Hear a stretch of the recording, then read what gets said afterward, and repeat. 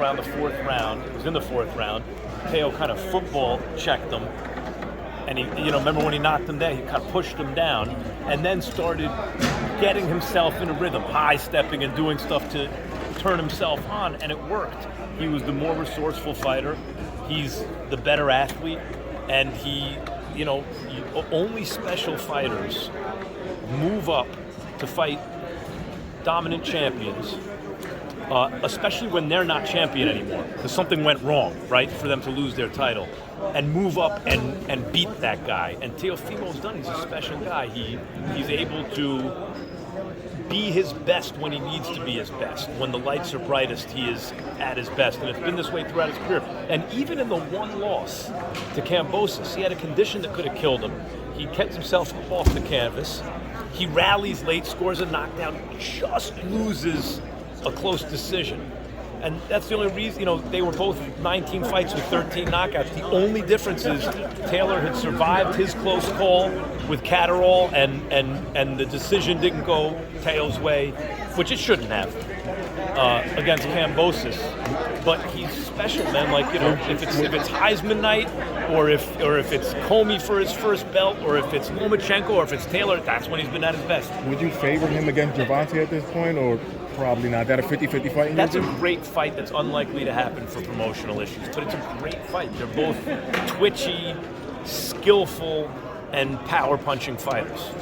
So, but he has a ton of options. He has a Lomachenko rematch. He could do a Kambosos rematch just to do it, right? You could put him with Haney, because Haney's moving up. He's the undisputed. Who would you favor in that one? I have to think about it. Devin Haney. We're going to put you on the spot, man. Devin, who would I favor? Who do I think would be favored in that fight? Haney or Lopez, yeah. Ooh, that's a great one.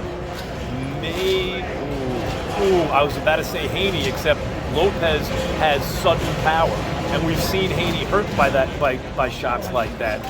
That's a pick'em kind of fight. I'd have to think about it. Retirement stuff he just explained. Teo? Yeah, you say he wants to walk away. Are you buying it? Yeah, no. He might feel that way right now. But, eventually he's very, very good at what he does. He's 25 years old, and he's the undisputed junior welterweight champion. He's undisputed because, Prograis had a belt, right?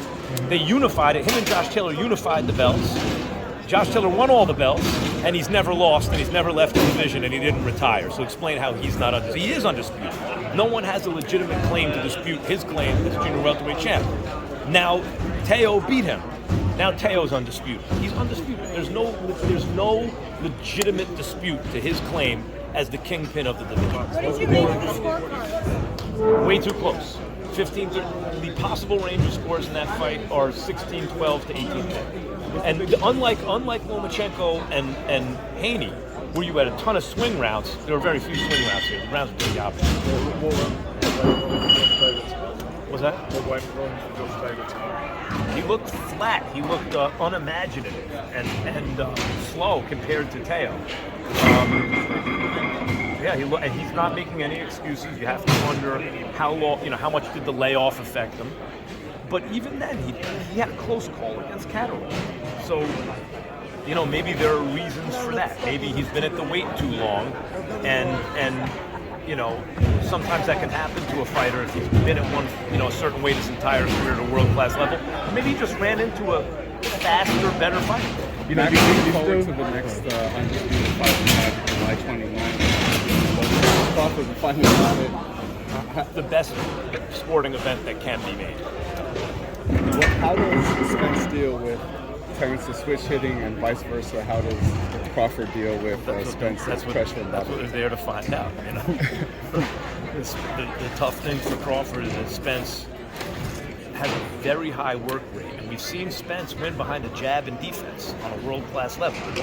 He's also a real hard hitter, and he's twitchy, and he's very aggressive. So usually Crawford likes to study a guy for a couple rounds, and then he kind of, okay, now I got it, and then he does it. But against Spence, you might have to hurt him or knock him out, because you turn around, and if Crawford messes around, he can be down 4-1 after 5 rounds, and not against the guy who's looking to survive, against the guy who's looking to beat you up. On the other hand, Spence also has to worry about the fact that he's been through a lot in his life so far. And Crawford, although he also has been really about boxing for a lot of years now. Usually that guy will have the advantage in the moment of truth. And Crawford's always made adjustments. He's probably the best adjusting fighter in the sport. But to push back on that, Spence has been through a lot, but have you seen any deterioration in his game overall, or? Deterioration is hard to say. There's been deterioration. I can't say that. I can't say there's evidence for that. I can't say that he hasn't. I'm trying to think of like what's Spence's most impressive out of it, right? Maybe Kell Brook. Kell Brook, because Kell Brook did his best to Kell Brook was coming off an impressive performance, though it was a loss, where he got his face broken, right, in a higher division. But Spence really applied himself very well in that fight. The Sean Porter fight was a modern classic. But then again, Sean Porter, though he was a little fresher at the time, gave Spence a better fight than he gave Crawford. Do you not put any? Do you not? I think that that Saudi investment fund is sports washing their human rights record, and they've done it in golf and they've done it in boxing for a while. Max, let me ask you this, man. I know everybody's pretty much saying that the winner between Spence and Crawford should be pound for pound number one. But what do you think about Inoue and Fulton? Shouldn't that winner be considered pound for pound number one? No. You could say that. It depends. Let's see how everybody looks. But Spence and Crawford, whoever wins that fight, especially if it's a great fight, is clearly the best pound for pound fighter in the world. Like, I like Stephen Fulton a lot.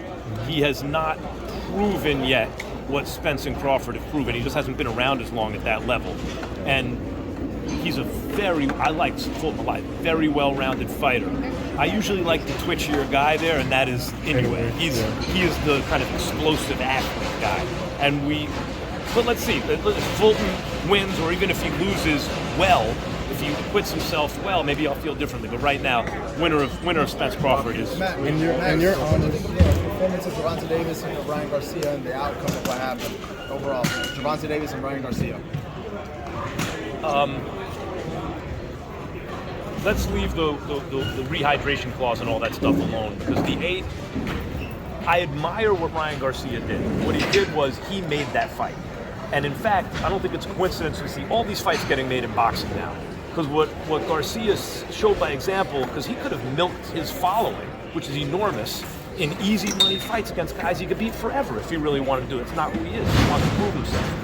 So he made it happen. He gave up everything, not just because Tank is the bigger star, because that was actually debatable before the fight, but because that's what it took to make the fight happen.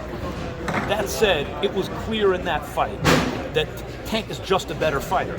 Tank is an underrated, he's a little overrated by people who don't know boxing and underrated by people who do.